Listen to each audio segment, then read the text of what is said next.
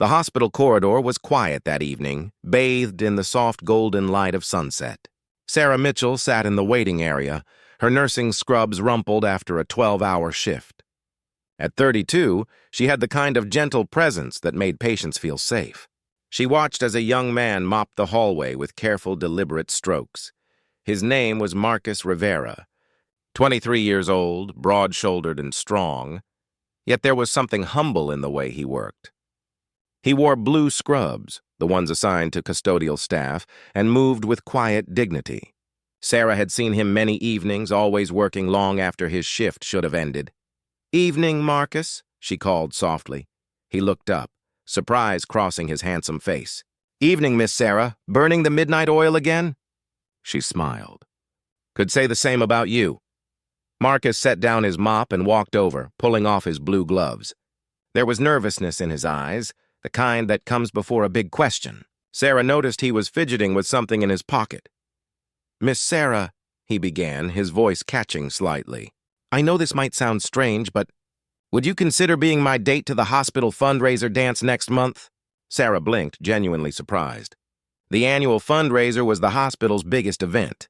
She knew Marcus was putting himself through nursing school, working nights to pay tuition. This dance had a $100 ticket price. "Marcus, that's very kind, but—" "I know what you're thinking," he interrupted gently. "I've been saving for 6 months. You've always treated me like I matter, not like the cleaning guy. Like a person." His brown eyes were earnest. "I'd be honored if you'd go with me." Something in his sincerity touched her deeply. Sarah came from wealth. Her father, Robert Mitchell, owned half the commercial real estate in the city, but she'd chosen nursing because she wanted to help people, not manage properties. She never told anyone at the hospital about her background. She was just Sarah, the nurse who stayed late and remembered everyone's names. "I'd love to go with you." "Marcus," she said warmly. The joy that lit up his face was worth everything. The weeks that followed brought them together in small moments, coffee breaks, conversations about his studies. Sarah learned that Marcus's mother had been a nurse who passed away when he was 16. He wanted to honor her memory by following in her footsteps. "She used to tell me," Marcus said one evening, "that the best nurses aren't the ones with the fanciest degrees. They're the ones who see people really see them." Sarah felt tears prick her eyes. "Your mother was a wise woman." On the night of the dance, Marcus arrived at the hospital in a borrowed suit. He'd pressed it carefully, and his shoes were shined. Sarah wore a simple blue dress, elegant but understated. When she appeared, Marcus's face showed pure wonder. "You look beautiful," he whispered. "So do you," she replied, meaning it. The fundraiser was held in the hospital's grand pavilion. Crystal chandeliers cast warm light over round tables draped in white linen. Sarah felt Marcus tense as they entered. This world of wealthy donors and board members was foreign to him. But then something unexpected happened. Dr. Helen Crawford, the chief of surgery, approached them with a warm smile.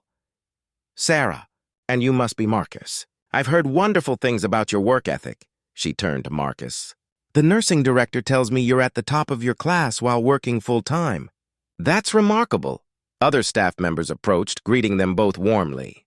Sarah watched Marcus relax, his natural kindness drawing people to him. He asked thoughtful questions, listened intently, and treated everyone with the same respect, from the janitors to the hospital president. When the music started, he offered his hand. "I should warn you, I'm not much of a dancer." "Neither am I," Sarah laughed. They swayed together, and in that moment, Sarah felt something shift in her heart. This young man who had so little had taught her something profound about generosity. He'd spent 6 months of savings, not on himself, but on the simple desire to honor someone who'd shown him kindness. As the evening wound down, Sarah's father appeared. Robert Mitchell, distinguished in his tuxedo, was a major donor. Sarah's heart sank slightly. She'd avoided introducing Marcus to him, worried about, judgment? Assumptions? But her father surprised her. He shook Marcus's hand firmly. "Young man, I understand you're studying nursing while working full-time. That takes character." Marcus stood tall. "Thank you, sir. It's what I need to do." And taking Sarah to this dance, that took courage, I imagine. Marcus glanced at Sarah, then back at her father. Your daughter has been kind to me since my first day here. When you come from where I come from, sir, you learn that kindness is the most valuable currency there is. I wanted to show my appreciation. Robert Mitchell's eyes softened. Later, he pulled Sarah aside. That's a good man. Reminds me of myself at that age, working construction to put myself through business school. Sarah stared at her father. You never told me that. You never asked, he said gently. We all have our stories, sweetheart. His is still being written. 3 years later, Marcus Rivera graduated with honors from nursing school. Sarah was in the front row, cheering louder than anyone. By then, they'd become close friends, though both felt something deeper brewing. Neither had rushed it. At his graduation party, held in the hospital break room with homemade decorations, Marcus pulled Sarah aside. I have something to tell you. What's that? I got accepted to the cardiac ICU. I'll be working alongside you. Sarah's heart soared. Marcus, that's wonderful. He took her hand carefully as if it were something precious. Sarah, 3 years ago, you said yes when I asked you to a dance. You didn't have to. You saw past the mop and the bucket. You saw me. His voice grew thick with emotion. I'm hoping you might say yes to something else. Would you let me take you to dinner? A real date this time. Not as a thank you, but as a beginning?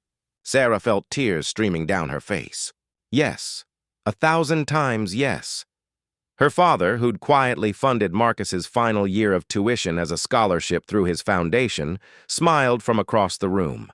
Some stories, he'd learned, have a way of coming full circle. As Sarah and Marcus embraced, the sunset painted the hospital windows gold. Two souls who'd found each other in the most ordinary of places. A hospital corridor, an evening shift, a simple act of kindness.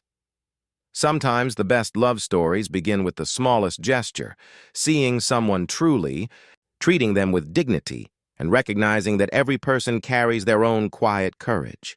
And sometimes, when you ask someone to a dance, you're really asking for something far more precious, to be seen, to be valued, to matter. Marcus and Sarah had given each other that gift, and it changed everything.